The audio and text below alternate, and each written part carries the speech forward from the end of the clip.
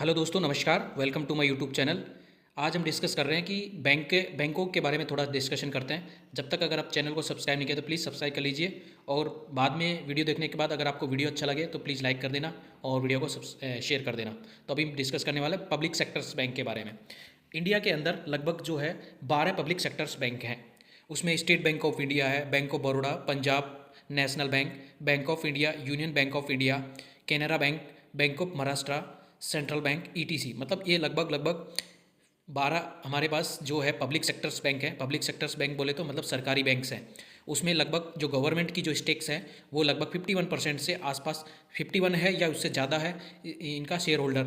इसलिए इनको क्या पब्लिक सेक्टर्स है, गवर्नमेंट बैंक बोलते हैं, क्योंकि इनमें जो इनका मालिक बोल सकते हो आप क्या है, इनको रेगुलेट करने वाला कौन है? गवर्नमेंट है। तो अभी क्या है दोस्तों, इतने सारे बैंक होने के कारण क्या है, गवर्नमेंट कोई भी अगर प्लानिंग करती है तो प्रॉपर एग्जीक्यूशन नहीं हो पाता है। मतलब एक तो 10 लोगों को बोलना और एक 4 लोगों को बोलना कि हमको ये काम करना है, तो 4 लोगों को बोल के आसानी से काम हो सकता है। जबकि 10 लोगों में अगर काम को हम बांटेंगे तो क्या होगा, कहीं ना कहीं काम का क्या होगा, डिग्रेडेशन होगा। हाँ, ये बात सही है कि काम जितना मतलब थोड़ा फास्ट तरीके से हो सकता है, लेकिन इसमें क्या है, बहुत सारा मैनेजमेंट इन्वॉल्वमेंट हो जाता है। तो किसी बैंक की क्या हर्डल होती है, किसी बैंक की बहुत सारी हर्डल्स होती हैं। तो इस प्रकार गवर्नमेंट क्या चाह रही है, गवर्नमेंट जो चाह रही है मैं आपको दिखाने वाला हूँ।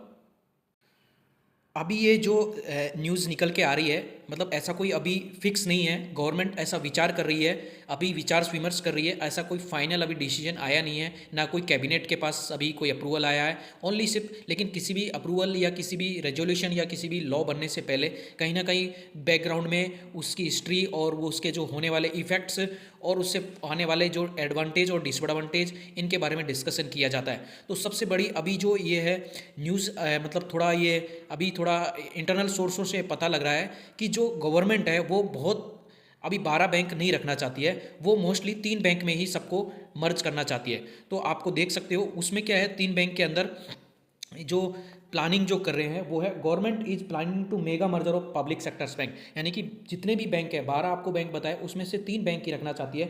उसमें एक बैंक रहेगा एसबीआई, और दूसरा रहेगा पीएनबी, और तीसरा रहेगा कैनरा बैंक। अभी ये कोई फाइनल न्यूज़ नहीं है, मैं आपको अभी बता रहा हूँ, लेकिन ऐसा एक मतलब इंटरनल गवर्नमेंट का डिस्कशन चल रहा है।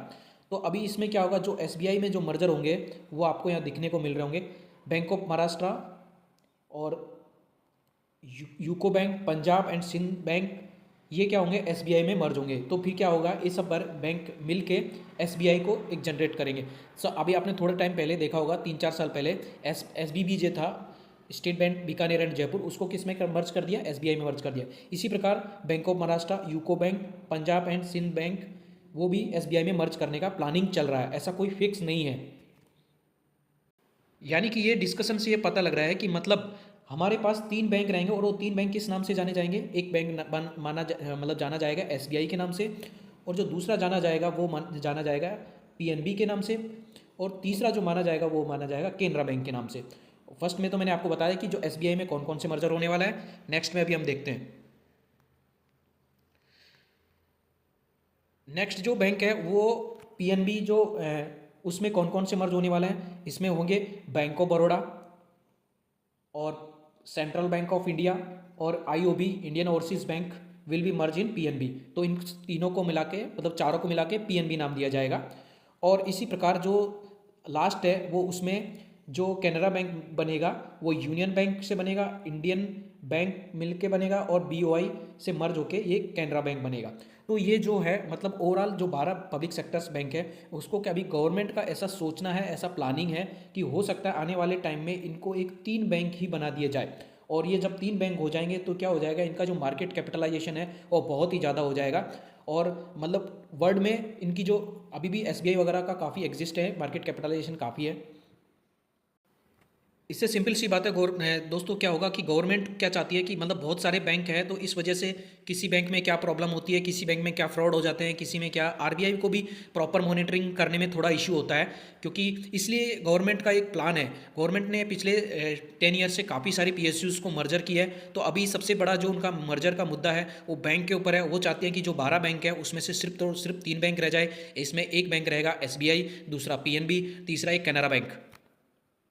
और उसके अलावा थोड़ा सा एक ये न्यूज है कि जो most important one is the Canara, जो H H S B C coming public issue, मतलब अक्टूबर में हो सकता है पब्लिक इशू लेके आए, जो उस अभी फिर क्या होगा, कैनरा बैंक होगी इसकी जो वैल्यूएशन है वो बहुत ज़्यादा बढ़ जाएगी। ये हो सकता है दिसंबर के एंड तक आ जाए, ये पॉसिबिलिटी है, कोई फिक्स नहीं है। तो मेरे ख्याल से जो गवर्नमेंट जो अभी प्लानिंग चल रही है ऐसा कोई फिक्स हुआ नहीं है, बट हो सकता है इंटरनली ऐसा एक डिस्कशन चल रहा हो, इस वजह से कुछ न्यूज़ थोड़ी हल्की फुल्की बाहर निकल के आई है। तो दोस्तों वीडियो को यहीं समाप्त करते हैं। अगर वीडियो अच्छा लगे तो लाइक करना और चैनल को सब्सक्राइब करना। Thank you.